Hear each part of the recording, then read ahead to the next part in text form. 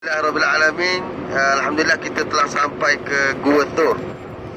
Dan Gua Tur ini merupakan tempat persembunyian Nabi Muhammad sallallahu alaihi wasallam dengan Abu Bakar As-Siddiq ketika mana diburu oleh pemimpin Quraisy. Itu secara kesimpulan cerita apa secara ringkas. Cuma saya nak sebutkan di sini dalam peristiwa Gua Tur ini beberapa perkara dan beberapa perkara yang kita boleh ambil sebagai iktibar dan juga sebagai panduan dalam kehidupan. Tentang Gua Tur, kena faham situasi dan keadaan baginda Rasulullah sallallahu alaihi wasallam. Cuma yang belakang meja depan ni tak apa, biar duduk rapat sikit. Benarnya bahasa nak simpan suara. Mari duduk rapat sikit, sedap sikit, rasa sedap jauh ngak. Okey. Sebelum saya terus ni, kemungkinan saya banyak cakap aku Terengganu ni, kalau tak faham boleh angkat tangan tanya lalu. Ataupun suruh tukar bahasa. Kita memang tak faham bahasa Terengganu. Campur. Okey, kita tukar KL Terengganu.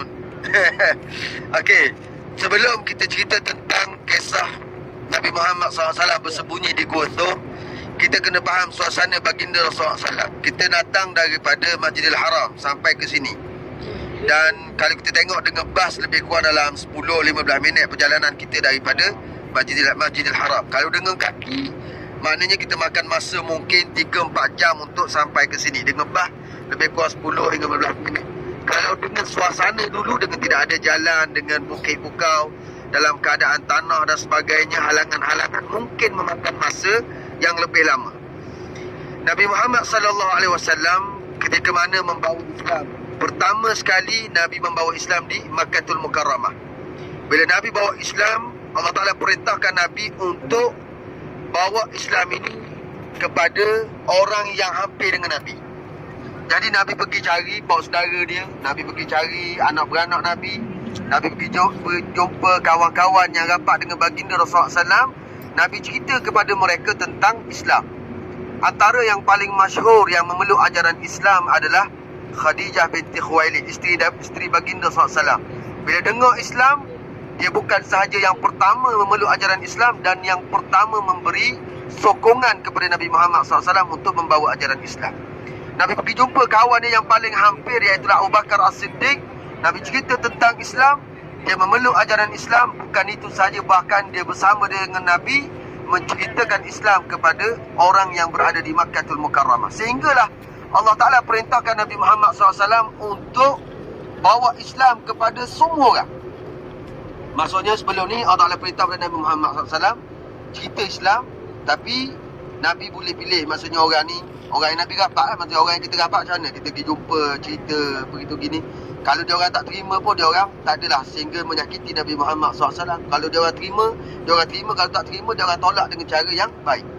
Tapi sekarang ni Allah Ta'ala perintahkan Nabi untuk ceritakan Islam kepada semua orang. Semua yang berada di Makkahul Mukarramah kena dengar tentang Islam. Sebab itulah berlakunya peristiwa Nabi Muhammad SAW mengumpulkan penduduk Makkahul Mukarramah di Bukit Safa.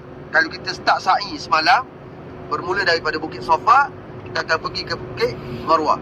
Bukit Safa tu kalau kita pergi tingkat paling bawah, dia masih ada bekas-bekas bukit dia. Tapi sekarang ni ditutup sebab construction. Maksud turun naik pun payah. Tapi ketika pada waktu itu Nabi panggil semua orang, Nabi ceritakan bahawa aku hari ni bawa berita pada kamu, kena beriman dengan Allah Ta'ala dan meninggalkan segala Tuhan yang kamu sembah daripada patung-patung berhala. Bermula daripada itu, keadaan hidup Nabi Muhammad SAW bertukar. Daripada dulunya orang sayang Nabi, orang kasih pada Nabi, cinta pada Nabi, percaya pada Nabi, akhirnya hampir keseluruhan daripada mereka yang tidak menerima Islam memerangi Nabi Muhammad SAW dan juga orang yang membawa ajaran Islam. Maksudnya dulu orang sayang, mungkin orang bila Nabi bawa Islam, Nabi semayang dia seorang, Nabi berpuasa dia seorang, tak ada orang nak ambil peduli. Tapi bila Nabi bawa Islam, Nabi suruh bukan sahaja mereka semayang, bukan sahaja menunaikan ibadat pada Allah Ta'ala, tapi suruh perkara yang paling besar ialah tidak mensyirikkan Allah Ta'ala, meninggalkan patung berhala. Jadi ini memberi kesan yang besar pada musyrikin Quraisy.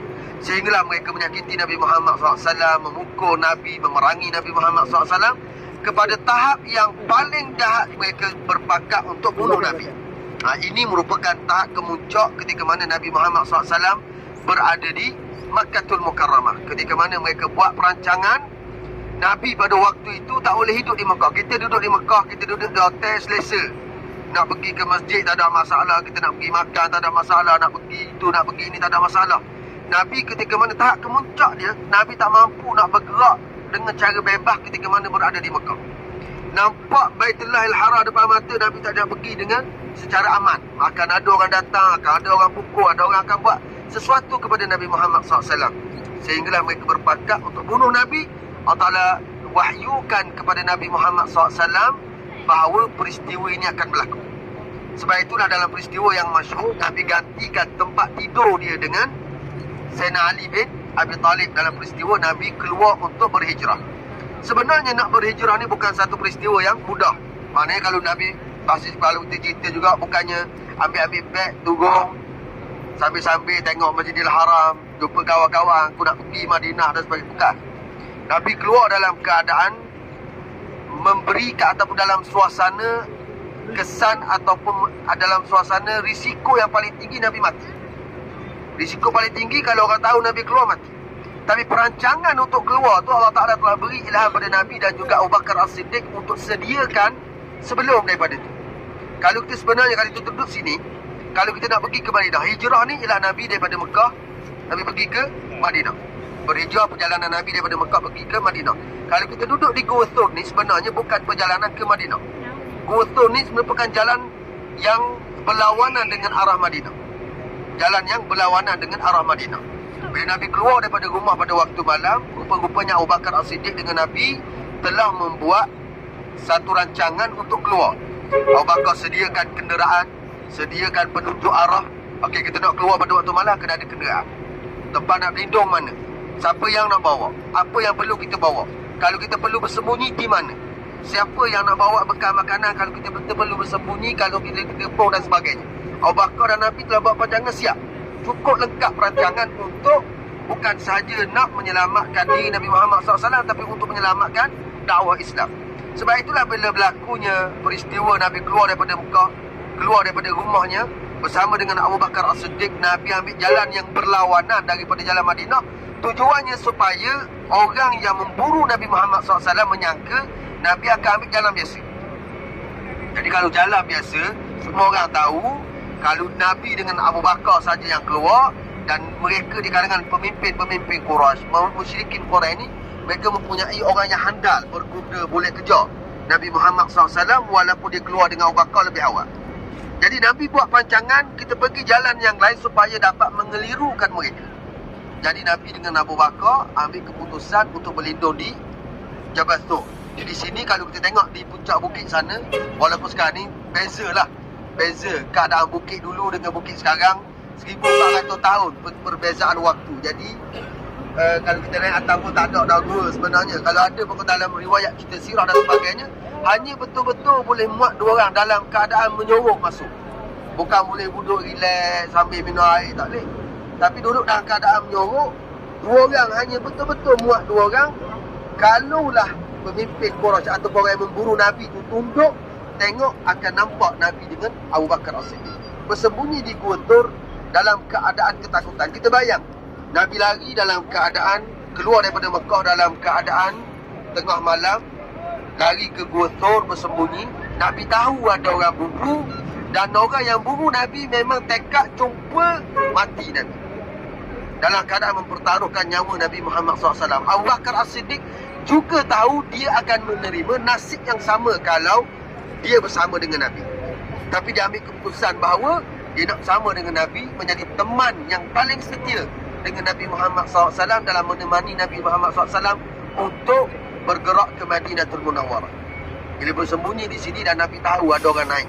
Bila kita duduk atas, kita akan nampak bawah dan kita akan nampak kesan. Tengok daripada jauh nampak debu yang akan datang kalau orang bergerak. Bila nampak semakin hampir. Kalau kita macam contoh, kita bayang kita duduk rumah, kita tahu polis nak datang tangkap kita kat rumah.